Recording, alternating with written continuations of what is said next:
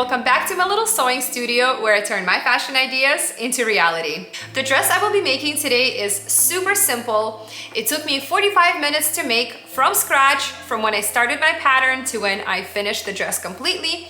It cost $20 in fabric and it looks stunning. You can dress it up, you can dress it down, and I believe no matter your sewing skill, you can make it at home, and I hope you do.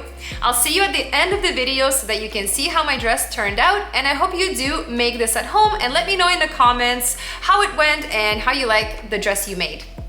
As usual, we are going to start with our pattern, tracing our block for the leotard.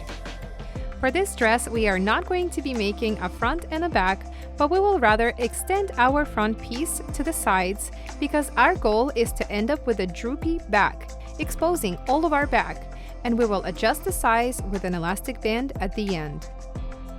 This dress is extremely simple to make for almost any level of sewing skill. We are literally only going to make one single stitch to stitch it all together at the center back. Then we will manipulate it further using the elastic band. We will add the length measuring from the waist down to your ankle. My measurement is 42 inches from my waist down to the ankle. I want to wear this dress with flats as well as heels, so I'm not making it too long. I folded my fabric in half and cut out my dress, adding extra width at the back as you see here. I am working with this snake pattern fabric I got at a local fabric store. It is stretchy and very soft to touch. I also got this trim. I'm hoping to make the straps with it or perhaps add it as a design element, but I will think about it when I get to the finished dress. After I cut out this one pattern piece dress, I will stitch my single seam down the back with a serger and then reinforce it again with a zigzag stitch to ensure that the seam won't come apart. Technically, you can just serge it and not stitch it again, but from experience, I'd rather be safe here. I am also going to serge the neckline at this time before I insert the elastic band to finish it. I will finish my neckline by stitching an elastic band along the edges everywhere but the back droop. I am pointing out the sides where the elastic band finish will be placed.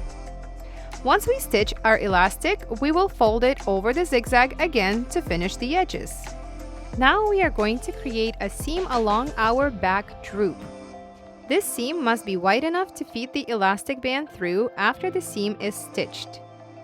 In order to insert the elastic band, we will attach a safety pin to one end of the elastic and feed it through our seam using our fingers. Mine slipped out a couple of times, so make sure you're helping it along with your fingers and holding on tight to that safety pin.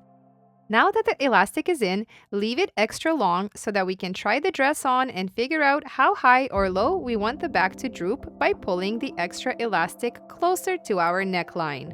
That's pretty much it. The last thing I'm going to do is switch my serger settings to a rolling hem so that I can hem the bottom with a very fine serge. This fabric doesn't fray, however, it does roll up, so I wanted to finish the hem to add a bit of weight.